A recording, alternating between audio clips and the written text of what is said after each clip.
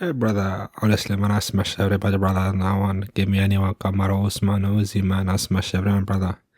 Guys, Volkanovski has done it once again. My oh my, this stunning Baldy. Mate, I'm from Australia, mate. It's in my heart, mate. Featherweight champion once again, mate. I want to run it back with Ilya Topuria, mate. Ilya Topuria, who is that fella, mate? Why is he running to lightweight? Look, Volkanovski, what a victory for him. Look, me and my brother were jumping up and down in joy last night. We're in the UK. We were staying up until 5 a.m. and I'm glad I did. I'm glad I did. I was falling asleep. My brother caught me lacking quite a few times, falling asleep, dozing off, slapped me awake, dashed a bit of cold water on me, and I was back in the game, mate. I was back in the game. Look, but from round 1 to 5, Volkanovski looked crisp, man. That first round. You know what? Before we even get into the fight breakdown, what is Lopes doing with that hairstyle, mate? Honest question, yeah? Honest question. Look at that haircut. Look at that. You think that's the haircut of a normal man. There's something wrong with him. But look at this blockhead. Look at this slab of meat on a skull. Look at that hair sticking out right there. What is this? Some failed Justin Bieber look from the 2010s? Did you just go to the barber and ask, mate, give me the Justin Bieber, mess my life up, mate? Because no one walks out of a barbershop like that. You're not meant to pay. Knowing this fella, he probably paid the barber and he said, thank you very much, my brother. I don't know why I put on an Indian accent. What is actually wrong with me, man? What is actually wrong with me? Why did I put on an Indian accent for some Mexican fella? Spanish, Mexican, or whatever, man. If you're going to fight Volk, you better be as handsome as him, yeah? So you either put off the bald look like him, or... Give me a sec, wait, am I recording? Yeah, I am.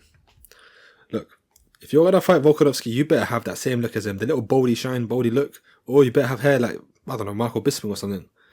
Stupid little nonce. I don't know who you thought you were. But look, Volkanovski, let's talk about the fight, mate. Let's talk about the fight, guys. Yeah? Because that's what we're here for. Round 1 to 5, I was pleased with Volkanovski's performance. There's not much to say in terms of cons and what he could improve upon. I don't have much to say. I'll save that for later. Right now, I just want to talk about the first round right now. The first round, it was vintage Volkanovski. Do you remember watching the Korean Zombie fight? Volk versus Korean Zombie, where it was just a complete mismatch. The first round was reminiscent of that. I'm being absolutely honest. The first round of this fella here, of Volkanovski, was extremely similar, and it was vintage Volkanovski versus Korean Zombie. His output, you can see from his output right here, he just strikes, significant strikes.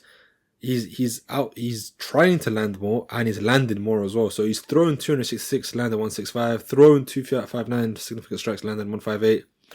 So it's just over half, 61%, 62% here. Look at Diego Lopes right here. The reason why he struggled to win this fight is because he just wasn't able to, as well as coming forward and having pressure, it wasn't enough because he had no volume. The numbers speak for themselves. The numbers don't lie, yeah? 71 strikes landed out of 203, nowhere near 266.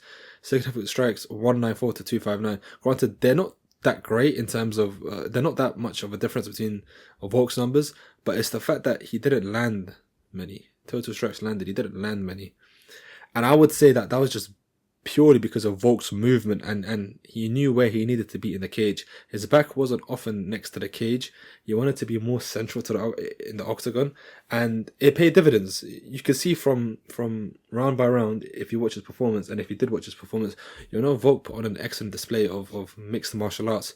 First round, he was throwing in some feints, jabs, hooks, couple kicks to the leg. He was mixing it really well. Clinch work, ground game, he had it all. Granted, he didn't, as you can see here, he didn't have that many takedown success. That much takedown success. He only got 1 out of 11. But it was enough to keep Diego Lopes on his feet. It was enough to keep him guessing whether he was going to feint next, punch, kick, wrestle. Lopes didn't know what to do. And that left him confused because you can see especially between round 1 and 4, Lopes he didn't have much urgency. He was fighting as if, I don't want to say a deer, caught in front of a set of headlights.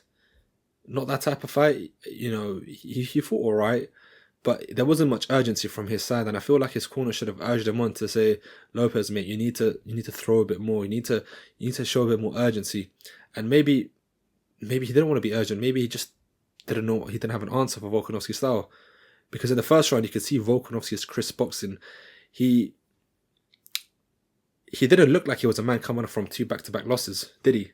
Because look, 3 consecutive losses. Yeah, he lost to the pound for pound number 1 twice. First by decision, and second by brutal knockout. And then he lost to Ilia Topuria, one of the hardest hitters in the UFC currently right now, pound for pound. And he lost by vicious knockout to Topuria as well. So for him to come back at the age of 36 and to relinquish gold again and to get the strap one more time goes to show that Volkanovski is still able to hang in there with the top. We shouldn't be writing off Volkanovski so early, and it was upsetting when I would hear these douchebags online that would say, "Oh no, Volkanovski's washed, mate. Volkanovski's shut up." Yeah, with 2 words, mate, shut up. Do you know why? You're an idiot. You're an idiot lunatic because you can't sleep on this man. This is the same man that beat Max Holloway 3 times. Max Holloway, that man is also a phenomenal fighter, and he's now in the lightweight division too. But look, we can't forget that this was the same man that took on arguably the next featherweight GOAT at the time, which was Max Holloway. And he dispatched him. At least, maybe not all 3 times with ease, but definitely 2 out of 3 fights was definitely comfortable for Volkanovski. Anyways, yeah, enough of the Max Holloway talk. Yeah, going back to the fight between Volk and Lopes last night. It was a classic showing, especially, you know, if you carry on watching, yeah, and, you know, talking about round 2, for example, you could see Volkanovski seemed comfortable. That, you know, I didn't see any different Volkanovski than I did in the past few fights. He was the exact same man. His performance was the exact same as it was the last, I don't know, however many years he's been fighting for. I think he was a bit more wary when it came to staying in the pocket and exchanging with Lopes, especially when a slabhead like him. You see this meat boy, you see this squarehead, this blockhead, whatever you want to call him. He's got a granite chin as well, but as well as that, he's got some really strong hands. He's heavy-handed. He can definitely deal some damage. And Volk was doing what I noticed he was doing really, really well was he would step inside the pocket, exchange, and slip back out again.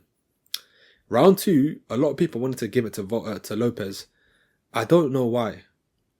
Why would you give Lopes a round where he lost 4 minutes and 50-something seconds of it, and he only landed a decent shot and rocked Volkanovski? And Volkanovski, you know, as you can see, Lopes scored a knockdown right here. A knockdown in the last 10 or so seconds of a round that you were absolutely dominated in does not warrant a 10-9 for you, or a 10-8 or however much you want to score it.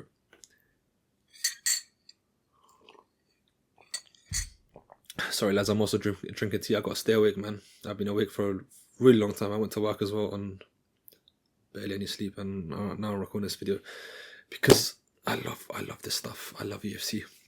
But yeah, that to me was a bit of a gripe of mine when I went on Twitter and I saw people were saying, "Oh no, but Lopes deserved to win round 2." No, shut your mouth, mate. It was a clear victory to Volkanovski in the second round, 10-9, 10-9. So first round, second round, 20-18 out to Volkanovski. Like I said, a few seconds of you doing decent and rocking someone or getting them and knocking someone down doesn't warrant a victory in that round. Yeah. Round 3 was a similar case as well. Maybe the fights, Volkanovski was a bit more tighter now. He was, he initially gained earlier in the fight, especially after round 1. Lopes wasn't as confident, but I think come round 3, considering the knockdown that took place in the second round, Lopes looked, I think he wanted to apply, he started to put his foot down on the gas just a tiny bit, but Volkanovski was still doing what he was doing earlier in the 2 previous rounds. He wasn't throwing feints for the sake of it. He knew exactly what he wanted to do. He would throw feints because he was trying to set something up. Similar to Israel Adesanya, and granted they probably trained together, or have trained together before in the past, you could see that his feints always had purpose. It wasn't just feints for the sake of it. He was trying to set something up. Even if it was just to confuse his opponent, that's all he wanted to. That's what he wanted to do. He had intention behind his feints, and you know, if I'm there in the octagon standing across this beautiful man right here, I'd be confused what to do myself. And I'm an excellent MMA fighter. Mate, I enter the UFC right now, I'll be top 10 pound for pound easily, man. Give me the belt in the third fight. I would win the belt in the third fight, mate. But that's a whole conversation for another day. Enough of myself, yeah, because I know I'm the greatest alive in the middleweight division. We're talking about Volk, yeah. Again, in the fourth round, this was the round where people scored it for Lopes, and I would probably give it to Lopes as well. 49-46 is a fair scorecard, and fourth round would probably be to Lopes. And to be honest, I can't really criticize Volk. It was genuine. He done his absolute best there. Lopez's glove, it was a glancing blow to the eyelid of Volkanovski, right? I think it was a left shot to it was a left shot to Volk's face or something. Volk was probably moving out the way when Diego Lopez's glove nicked Volkanovski's eyelid. And when me and my brother watching the fight live, we were confused as to what actually happened.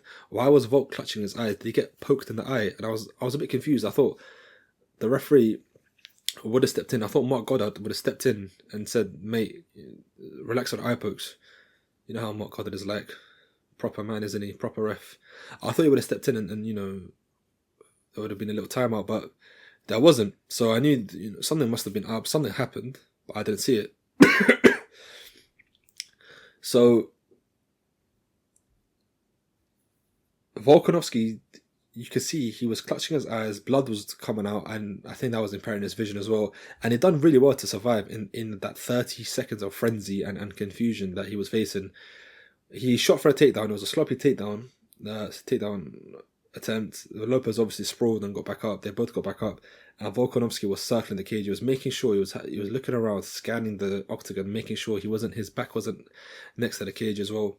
And that's really good fight IQ from Volkanovski. And this is the fight IQ that he was praised for highly when he fought Makhachev the first time round back in early 2022. Early 2023, was it? I've completely forgotten now. Let me have a look when he fought Makhachev again. Yeah, it was early 2023, wasn't it? Oh, late 2023. I'm mistaken. My apologies. I'm so stupid. How did I not see this right here? Yeah, 12th of February 2023. Why was I looking at this? You see what I'm saying? My sleep is a mess right now. But yeah. This was the fight IQ that Volkanovski was praised for highly, and you can see in the octagon as well, he was composed, he didn't panic too much, he recovered well, and he bounced back, he did what he needed to do. Again, in the fifth round as well, Lopes this time around showed a bit more urgency. However, it just wasn't enough, if you were to ask me. I think this slabhead, this piece of... I don't want to swear too much, honestly. I know there might be a younger audience out there. I don't want their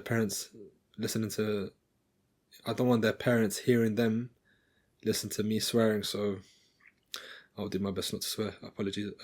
I apologize. I'm stumbling over my words now. But yeah, this slabhead, this meathead, this piece of bacon here, he didn't have the output he had between round 1 and 4, and he started to empty the gas tank out. He started to apply a bit more pressure in round 5. It was a decent fight. It was a decent round. The round was pretty competitive, still in clear favour of Volkanovski as well, 10-9 to Volk. But Lopes applied a bit more pressure. He was obviously trying to, aura farm, clip farm, screaming, putting his hands down, yelling, thinking he's the guy. You're not, mate, all right? Shut up, mate, you little Mexican nonce. You silly nonce, yeah? That's what I'm going to call you, yeah? With that stupid hairstyle of yours, getting me sick and tired of that hairstyle. Don't know what you're trying to do. You're with Volk, fight him, yeah? You had 4 rounds, you had 20 minutes to do all of that, and you decided in the last, 2 minutes of round 5 to try aura farm and get yourself some clips from the UFC. That's not how it works, buddy, yeah? I'll send you back to the favelas. If I was Dana White, I'm sending you back to the favelas. You think you're the guy? Buddy, you're not, right? You're with Volk. You're in a completely different world when you're with him, yeah? Respect Volk. Respect the Volkanovski. My boss. The absolute man. This body here. Can't get enough of him, man. Yeah, so... What did I just do? Let's go back. Volkanovski vintage style, 49-46, 49-46, 40. I disagree with the 48-47. You cannot give round 2 and round 5 to this slabhead here. Absolutely mental. And there was no 10-8 rounds scored for Lopes. So I know a silly judge that was probably high off cannabis or marijuana or cocaine, because he's an idiot. He's a nonce. Probably had that white powder stuffed all the way up his nose and gave round 2 to Diego Lopes. Absolute schmuck, absolute bozo. Dana White needs to have a word with these judges and get rid of them. I bet it was Castilla Matos or that stupid little nonce. But yeah, that's what I have to say. Volkanovski, Lopes, excellent fight. Actually, you know what? Let me be the matchmaker here. Let me be Sean Shelby. Yeah. First of all, Lopes shouldn't have got this fight with Volkanovski. It should have been Evloev, Movza Evloev, the Russian. I was going to say Russian tank. It's not really a tank, but he is ripped, and he had an excellent fight with Aljamain Sterling. I would like to see Lopes fight Aljamain Sterling. That's someone we're overlooking right now. Aljamain Sterling is excellent on the ground, man. I'd really... Briefly, yeah, I know we're going a bit off topic, yeah? Aljamain Sterling versus Movza Evloev was an excellent showcase of wrestling and a bit of jiu-jitsu on the ground. A bit of ground game, yeah? That was a beautiful watch for the avid ground game viewer, yeah? I would say pair this man up with Evloev if Evloev is not... pair this man up with Aljamain Sterling and let Volk fight Evloev to defend his belt. I guess you'd say, since he's now the champion. I'd like to see Lopes against Aljamain Sterling, and then I'd like to see the winner of that get a title shot again. Would that be fair? Because there's no one else in title contention. I can't really think of anyone else. Aljamain Sterling and Evloev are probably the most exciting matchups I'd like to see for Volkanovski. Either of those two would be great. And the future is bright. I would say the future is honestly bright for Diego. I'm criticizing him for his hairstyle, but if we're being absolutely honest there, he's a good fighter. If he wasn't so hesitant, if maybe... Because look, he has the firepower to crack. He did crack Volkanovski. He did stun him a few times in the fight. If Diego Lopes was to implement... He's got experience now. He just went 25 minutes with the featherweight goat. If he was to now watch the tape again, rewatch this fight, and to go back and improve upon the things he needs to improve in camp, he would come back really strong. I could see him holding the strap. Do I see him holding the strap in the next 4 or 5 years? It's top 5. I'll say top 5 now, just to be safe. I'm not sure if he'll be holding the strap, but I know he'll be top 5 in the next 5 years. He'll hold a spot. Oh, this one here, man. This one here, I got completely wrong. We Scousers don't get knocked out, lad. We Scousers, we don't get knocked out. Man, Paddy Pimblett surprised me, my brother, my father, my mum who doesn't even watch MMA, my sister who has no clue. We were all stunned with his performance. To do what he did against Michael Chandler, which Charles Oliveira, Justin Gaethje and Dustin Poirier couldn't do, is phenomenal. And to think most of us were writing off Paddy Pimblett, Paddy the Baddie, I even had a nickname for him. I used to call him Paddy the Nonce. I don't know why, don't ask questions, that's what I was calling him. To think I was writing this fella off and I thought he wasn't worthy of top 10 and even top 5, is shocking to me. Like, I was trying to get my head around it. Was it the fact that Chandler's gone worse and he's aging and he's declining and Paddy also got better? Or is it just the fact that Paddy's that guy? Paddy is good and we were overlooking him because he hasn't fought the greatest of people in the past few years. He fought Bobby Green, King Green, whatever you want to call it, that stupid guy, dumb guy calling himself King Green. Piss off, mate. I don't know why I'm angry at him, but yeah, King Green can piss off. He went, what was it, 3 rounds with just Tony Ferguson? Yeah, it was. I believe it was 3 rounds with. Look, you went 3-round decision with Tony Ferguson. Decision again with Jared Gordon, and that was, I believe it was this fight where some people said it was a robbery and Gordon should have won. And then Jordan, well, this guy's gay, so I couldn't give a shit about him, mate. And Rodrigo Vargas, he's not even ranked. Who is he? So for him to fight a formidable title challenger like Chandler is impressive, to say the least. I do apologize, mate. I wasn't familiar with the game. I know you're from Liverpool. Maybe the fact that you were with Molly McCann, Molly the Nonce all the time, that pissed me off because I just wanted to punch him in the face. I don't know why.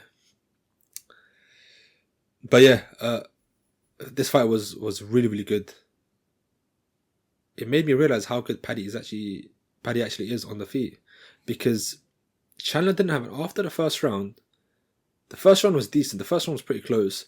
Second and third round, Paddy Pimblett took complete control. Not only the ground game, because I know Gilbert the Nonce, Gilbert Burns. You see that Bruno Mars lookalike, that favela nonce, yeah, that stupid favela boy. Like I said, I don't even know why I'm angry, but I just am. He was praising Paddy's jiu-jitsu highly in fight week, and he said to watch out for it. And I wrote him off, but I guess I was wrong. And it takes a great man to be wrong sometimes, but I'm not wrong. I'm joking. Yeah, I'm never wrong. This guy just got lucky. I'm playing. I'm playing. Paddy demonstrates really good jiu-jitsu, really good ground game as well. Chandler's just a tough man, so it's not easy to just submit him immediately. But to do what he did against him, you're throwing in the fight. Paddy Pimblett threw Superman punches. He threw kicks to the body, to the face, to the legs. He was mixing it up, and he seemed quick. Chandler started to slow down, especially in the third round. He was starting to slow down, and I don't blame him because he was just getting smothered. He was getting smothered by Paddy. But Paddy was just, he was rapid. He had speed. He had urgency. He did everything he needed to do as a fighter. And I commend him for that, because look at the total strikes as well. Look at the significant strikes. It's mental. 121 landed compared to a measly 20.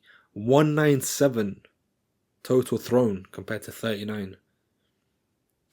143 thrown compared to 28. What's that? A 5x increase? 80 landed compared to 11. Over 7 times. So over 7 times the significant strikes. So the future is bright for Paddy. He done extremely well. I'm not sure what's next for Chandler. In all honesty, I would say, you know what? I'm not even gonna mention an opponent for Chandler right now. I think I'd like to see him against Conor McGregor if that actually ever happens. If that actually ever takes place, God knows when. And I don't know if Conor McGregor will ever come back. But for Paddy, he done everything right. Even his call out was perfect. Calling out Charles Oliveira is probably the best call out you could have made, because if he can meet Charles Oliveira, he can hang in there with the top 3. Forget the top 5, the top 3. The top 3 in the lightweight division, in my opinion, is Makachev, Sarukian, and Oliveira. Paddy takes out Oliveira, he can hang with Arman and potentially Islam. I lied. That was a big fat lie. Islam would absolutely murder this man. It wouldn't even be legal, man. That fight shouldn't be sanctioned. As you can tell, I'm a bit of an Islam glazer. But, yeah. Future's bright for Paddy. He's still relatively young. I think he's like 29? 30. He's 30. So, future's bright for the young man. I can see him doing great things by the end of this year.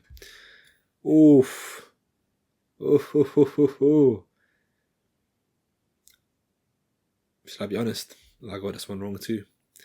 I thought maybe this stupid nonce here that fought Chandler in Bellator, Patricio Pitbull, Patricio Patrici, whatever dead nickname, whatever horrible, shocking nickname you have, I thought he would probably take out Yair Rodriguez. I thought maybe he'd have the power, he'd have his number in terms of power, and he'd beat Yair. This fight wasn't anything special. Yair demonstrated his typical fight style, flashy kicks and whatnot. There wasn't much going on in the first 2 rounds from Yair, and there was more urgency from him in the third round. But Patricio Pitbull just fought like he didn't want to be there. He had zero urgency. And I know I spoke about Diego Lopes not moving forward and sorry, I said Diego Lopes was moving forward, he was advancing, but he wasn't throwing much volume. Well, Patricio Pitbull wasn't even advancing, he wasn't even throwing much strikes, he just didn't care. That's the vibe I got of him. And I don't even want to talk about this fight because it was a bit disappointing. I thought this fight would be fireworks, especially with Yair Rodriguez's beautiful kicks and Patricio Pitbull's exchanges in the pocket. I thought this fight would be more entertaining. I'm a bit disappointed. You could tell from the stats alone as well. Look, 97 to 23, 70 to 17. Yeah. I'm disappointed. I don't even want to talk about this too much. Maybe it's Patricio's first, it's his first UFC fight, UFC debut. I guess you can't even make that excuse because he's a Bellator veteran as well. He was the best in Bellator, so coming into the UFC and not fighting the championship but fighting a contender should have been decent for him. Should have been a decent stepping stone. I don't know what to say, man. 37. He doesn't have much years left in him. Yeah, as we all know, in the lower divisions, you need to rely on speed, and as you get older, your fast twitch muscle fibers start to break away, man. You're not going to be as quick as you once were. So, Patricio, I'm not even going to be a matchmaker for him. Give him, I don't know. Who do you even give him in the division, man? Who do you even give him in fact, Brian Ortega? You know what? Brian Ortega might be a decent matchup for Patricio Pitbull, but for Yair Rodriguez, I don't know. He will not beat Volk. I do not see any world of him beating Volk. Let's look at his last fights. He lost to Ortega on the ground submission. Yeah. So that goes to show that if he was to go against someone like Aljamain Sterling or Movsar, he would struggle greatly. He lost to Volk already. He beat Josh Emmett, washed. I didn't even want to talk about him. And then before Volk, he beat Ortega. Do you do the trilogy? Didn't Ortega injure himself? Oh, I'm getting mixed up. You've lost to the champ. You can't fight the champ again. Give him flipping. Tell Zabit Magomedsharipov to come out of retirement and first this fella, because that's the fight I like to see. Enough said with this. This was a bit of a snooze fest. I was disappointed with that. Now, Mr. Earth is round, and this Israel-loving piece of shit nonce. Excuse my language. I'm really sorry that I swore. So we've got one guy here that supports the Nazis, and we've got one guy here that supports Israel. So that's a recipe for disaster in itself. Wouldn't you agree? I wonder what goes through Bryce Mitchell's mind sometimes. I think I need to listen to a bit more of his stuff, some of the podcasts he's on, because he's really interesting. He's a really unique man. I'm not even going to lie to you. I really want to listen to more of his takes. It will make my day. This bastard here, I was really hoping he'd lose because of how he's a pro-Israel supporter and whatnot. Piece of shit. But the facts are facts. He had an excellent fight. He seemed almost as if he was in flow state. Bryce Mitchell didn't have an answer for Gene Silva. Gene Silva seemed like he was just much stronger than Bryce in the wrestling exchanges, in the striking as well. Gene had more oomph in his punches. Bryce was like a...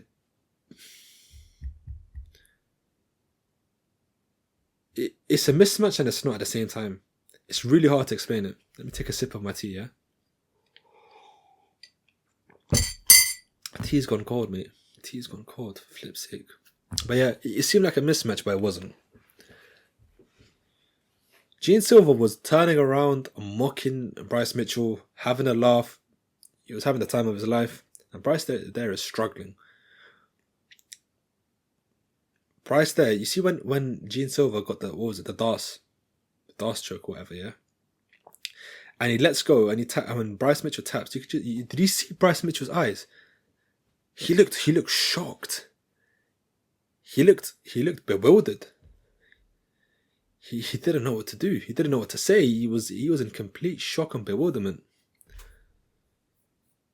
To come up against someone like Gene Silva, that's his first ranked fighter he's fighting. He beat this guy here. I've never heard of this fella in my life. And he signed to the UFC recently, and he's still, 28?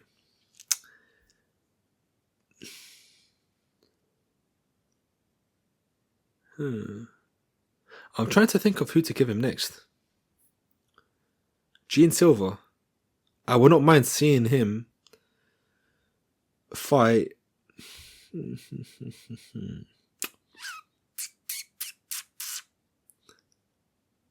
do I want him to fight?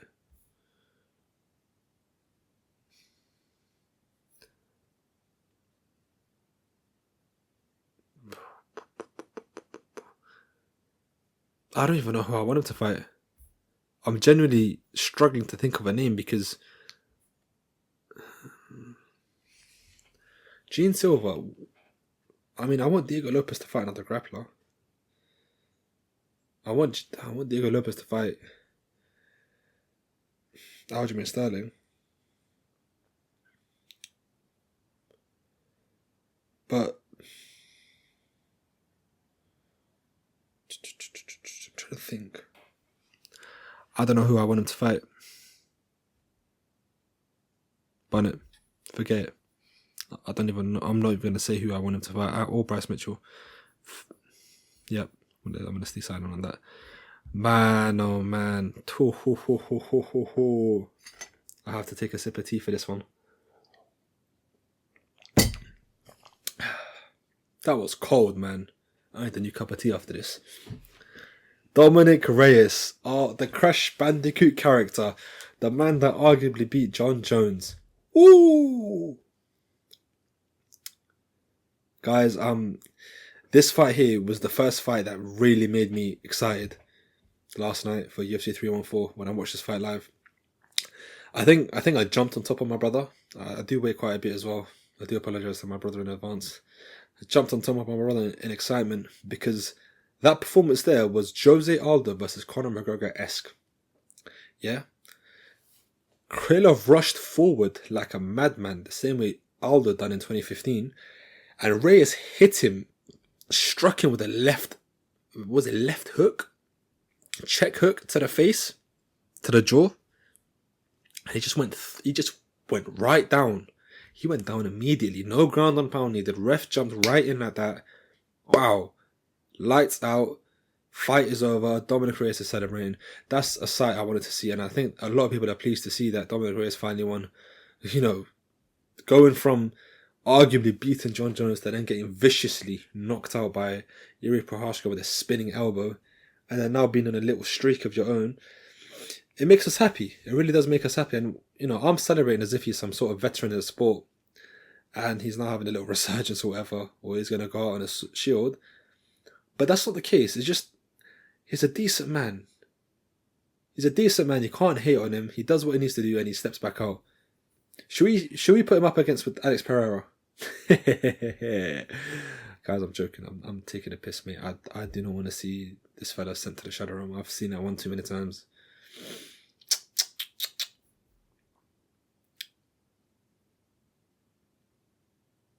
In that division, give him Cyril Gane, mate.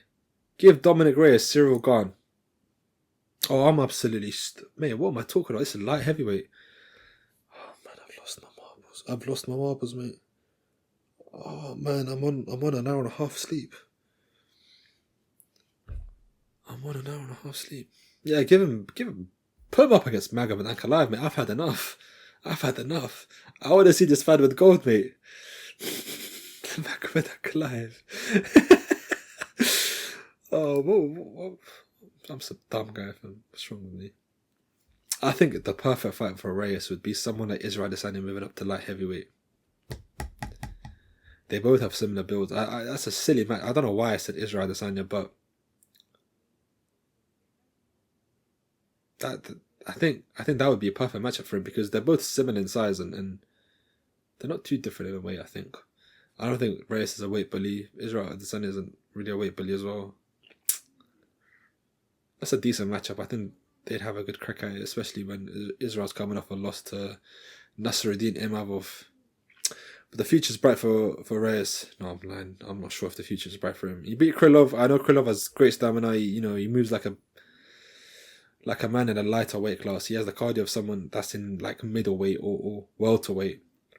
Good agility as well, but it wasn't enough. He rushed forward like an idiot and he got struck by this beautiful man here, this handsome fella. Mr. Dominic Reyes, Crash Bandicoot character. Oh, man. I need more tea, man. I really do need more tea. Thank you guys for watching my video. It's my first ever video, so I don't know, criticize me, say what I need to do, what I need to improve on in my comment section. I want to make more of these videos as well. I'm knackered. I'm probably going to edit this video, post it, and conk out immediately. I need to conk out, mate. I need a full 9 hours sleep. Yeah. Thank you guys for watching. Enjoy the rest of your day or evening or night. And I shall see you. When shall I see you? I shall see you tomorrow, the day after, mate. Yeah? Thanks again.